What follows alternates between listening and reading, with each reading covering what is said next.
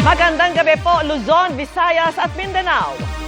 Trahedya ang idinulot ng bagyong Maymay nang puruhan nito ang probinsya ng Benguet bago ito humina bilang tropical depression. Dalawa ang patay ng gumuho ang lupa sa isang bulaluhan sa bayan ng La Trinidad. May iba pang pagguho at pagbaha mula po sa La Trinidad. Nakatutok live si Marisol Abduraman. Marisol. Vicky Emil, nasa likod ko ang lugar kung saan nangyari ang pagguho kaninang umaga kung saan 2 tao nga ang namatay at isa ang nakaligtas.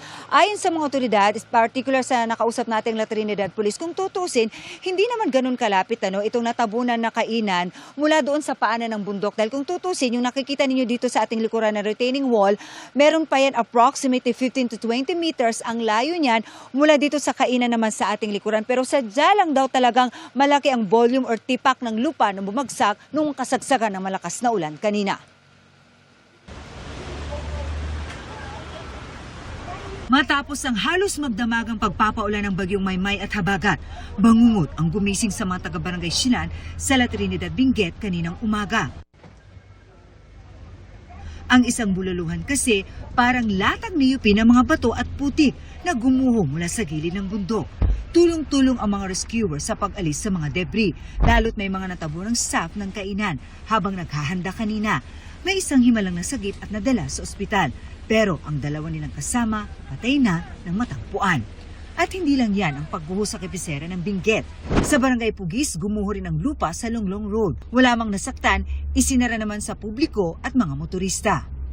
Tuloy-tuloy ang isinasagawang clearing operations doon. May pagguho rin ng lupa sa barangay Lubas. Habang sa Gayase Bining Road, tumaas rin ang level ng isang creek dahil sa tuloy-tuloy na ulan. Halos umapaw sa tulay ang rumaragasang tubig na patuloy na binabantayan ng mga otoridad.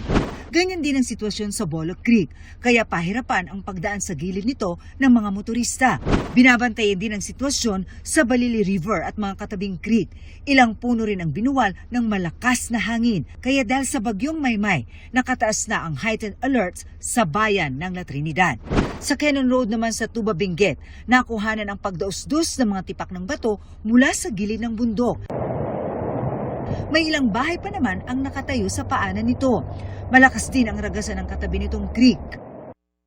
Sa Itogon, Benguet naman, binabantayan ang Ambalangan River kung saan nakapagtala ng pagtaas ng level at malakas na agos. Habang sa lungsod ng Baguio, hindi na madaanan ang Baguio Bawang Road sa Barangay Irisan dahil sa baha. Sa iba pang lugar sa City of Pines, halos mag-zero visibility. Umalakas ang hangin at ulan. Balik tayo dito sa Barangay Silan sa La Trinidad kung saan nangyari ang pagguho.